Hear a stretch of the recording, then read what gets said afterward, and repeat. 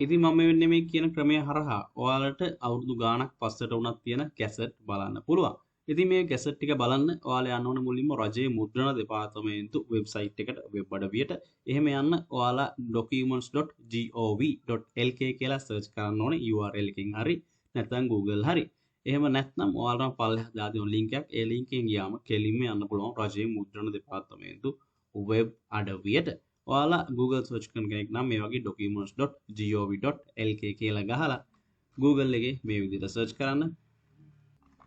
ඊට පස්සේ ඔයාලා මෙන්න මේ වගේ තැනකට ගෙනේවි. මෙතන වෙනවා government printing කියලා Department of Government Printing කියලා රජයේ මුද්‍රණ දෙපාර්තමේන්තු වෙබ් අඩවිය. ඉතින් මෙතන පේනවා කොළ පාටින් අපිට අංශ කීපයක්. මෙතනින් අපි තෝරාගන්නේ මෙන්න මේ කොළ පාට තියෙන ගැසට්ස් කියන එක. ඉතින් මේ ගැසට් කියන එක තේරුවාට පස්සේ අපිට වසර ගානක ගැසට් මෙතන පෙන්නනවා. අපිට අවශ්‍ය ගාන 20යි 25 ගැසට් එක නම් මේක උඩ මෙන්න මේ විදිහට ක්ලික් කරන්න. ඊට පස්සේ අපිට තියෙන්නේ අපිට අදාළ දිනේ බලලා ගැසට් එක බලන්න. මෙතන view කියලා තියෙනවා. ඒ view උඩ view ගැසට් කියන එක දෙන්න. ඊට පස්සේ Tamanට අදාළ ගැසට් එකේ පෙන්නනවා සිංහල, ඉංග්‍රීසි, දෙමළ කියන භාෂා ත්‍රිත්වයෙන් සමහර ඒවා තියෙනවා. සමහර ඒවා ඉංග්‍රීසි, සිංහල භාෂා දෙකෙන් පමණයි තියෙන්නේ.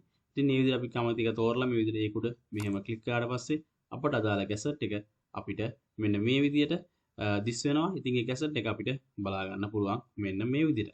ඉතින් අපිට අවශ්‍ය නම් මේක ඩවුන්ලෝඩ් කරගන්න පුළුවන්. ඉතින් වීඩියෝ එක හොඳ නම් good video කියලා කමෙන්ට් එකක් දාන්න. ඒ වගේම channel එකත් subscribe කරගෙන යන්න.